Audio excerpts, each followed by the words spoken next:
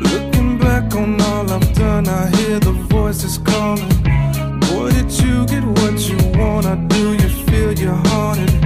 Do you fly amongst the stars, or do you feel you falling? Wishing you could change it all.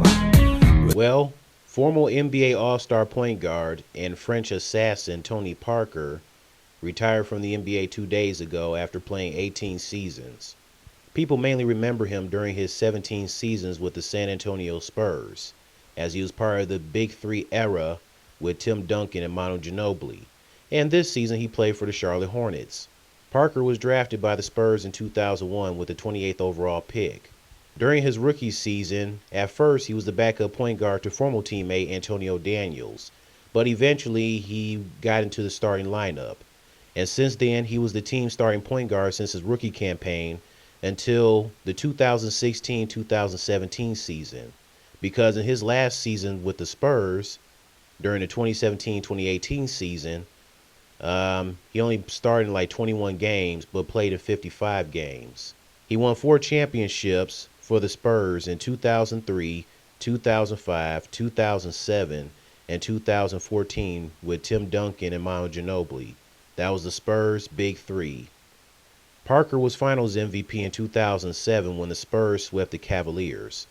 And even though the Spurs are pretty much known as a fundamental team, they are considered boring because of their fundamental ways, which I think is messed up. Don't be disrespecting Spurs because they're all about being fundamental. Okay? Have some respect. Every time the Spurs were in the finals in the 2000s, I recall the finals every time the Spurs were in 2003, 2005, and 2007 to pretty much have one of the most lowest ratings ever. And it seems as though that it doesn't help when it comes to the Spurs' fundamental ways. And with people consider them boring, they figure that the Spurs, whoever they face, it just causes low ratings because the Spurs are in it, which I think is messed up. I want people to have respect for the Spurs' fundamental ways. But I recall low ratings when they faced the Nets in the 2003 finals. And it's probably because people obviously felt that the Spurs were obviously going to beat the Nets. And the Nets had no shot. And obviously the Spurs beat them. But at least that series went 6 games. It went to 6. It's not like, the Spurs blew out the Nets like the Lakers blew out the Nets in the 2002 NBA Finals. That was actually a competitive series. Or like in 2005, that was a competitive NBA Finals series when the Detroit Pistons faced the Spurs. That went to 7 games. But despite all that, there were still low ratings in the finals. What the heck? A great series like that in the finals should not have low ratings, okay? The Pistons and the Spurs went at it. I was hoping that the Pistons would have repeated as champions that year in 2005, but unfortunately they lost to the Spurs. But I think the Pistons would have won if they would have won in Game 5 at the Palace of Auburn Hills. Because in Game 5, Rasheed Wallace, along with Richard Hamilton, were guarding Manu Ginobili. With Rasheed Wallace not guarding Robert Horry was open wide for a 3-point shot, and he made it. And it's like, why would Rasheed be guarding Manu when Rip was guarding Manu? That doesn't make any sense. It's like, Rasheed, you need to be guarding Robert Horry. So if you leave Robert Horry wide open, 100% of the time he going to make his clutch shots. I mean, let's be real, especially when it comes to 3-point shooting. I don't know what the hell Rasheed Wallace was thinking, but that cost Pistons to not win the championship. If he was guarding Robert Horry, they probably would have won the 6 games and they probably wouldn't have gone 7. That sucks. But hey, the Spurs won in 2005. And then in 2007, they blew out the Cavaliers. And obviously, there are low ratings for that. Tony Parker, I believe, is a Hall of Famer. Not first ballot, but he is a Hall of Famer. He's a 4-time NBA champion, Finals MVP, like I said, 6-time NBA All-Star in 2006, 2007, 2009, 2012, 2013, and 2014.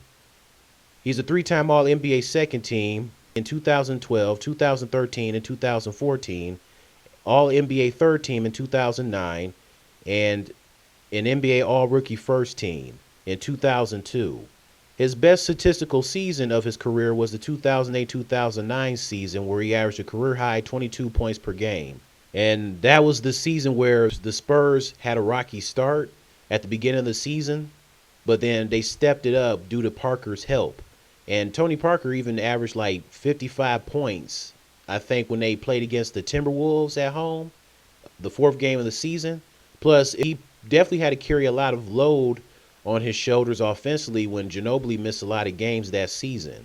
He wasn't considered the best point guard in the league in his prime, since there were plenty of point guards during that 2000s era that was better than him, including Jason Kidd, Steve Nash, and then it was also the up-and-coming point guards like Chris Paul, who was also a better point guard than him. Even Deron Williams, before his career started getting ruined, was better than Tony Parker. Heck, even Gilbert Arenas, before his injuries cut his career short, I thought was a better point guard than Tony Parker. But Tony Parker had this to say: when there is talk about the best point guards, sometimes they don't talk about me. But that's not my main motivation. They can talk about Jason Kidd, Steve Nash, Deron Williams, and Chris Paul, but I still have the most rings. Oh, I guess he told you guys. Yeah.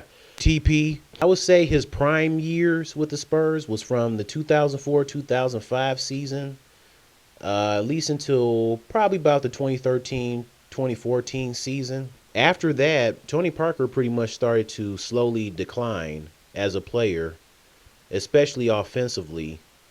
And then he would start getting nagged with injuries after Tim Duncan retired, like around the 2016-2017 season. Then he had a Game 2 severe injury to his left quadriceps tendon in the second round in the 2017 playoffs when they were facing the Houston Rockets, and he was out for the rest of the playoffs. Then in his last season, last year, the 2017-2018 season with the Spurs, he missed more games, only playing in 55, and he lost his starting point guard job where he only started in 21 games, and he was averaging 7.7 points. July 23, 2018, Parker signed a 2-year contract with the Charlotte Hornets. This season, he was a backup point guard to Kemba Walker, only playing in 56 games and only averaging 9.5 points, 3.7 assists per game, 1.5 rebounds per game, and 4 steals per game. The Charlotte Hornets did not make the playoffs. Now, Tony Parker actually said that he wanted to play for 20 seasons. So if he didn't retire, he would have came back and played another season for the Hornets. And I guess maybe around 2020, he probably was going to be a free agent. So he probably wasn't going to re-sign with the Hornets. He probably would have went somewhere else. Maybe back to San Antonio, maybe, I guess. But he said he wanted to play 20 seasons.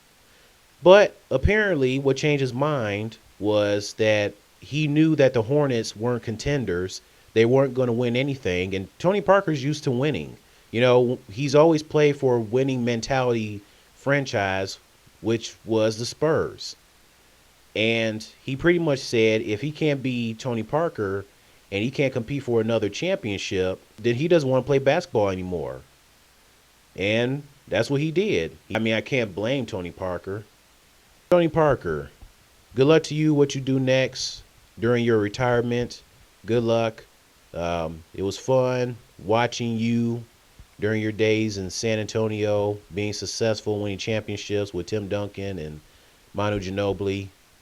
And good luck with what you do next. And he's definitely the greatest point guard in Spurs history, no question. All right, see ya. I wish I didn't do it that way. Please tell me what can I say? But now everything is so far. Ooh, yeah, now you know who you are. So now I wish I could walk with you. And if I had the chance, I'd talk with you. Try to explain why I did everything the way I did it. I know it's hard to live with, hard to come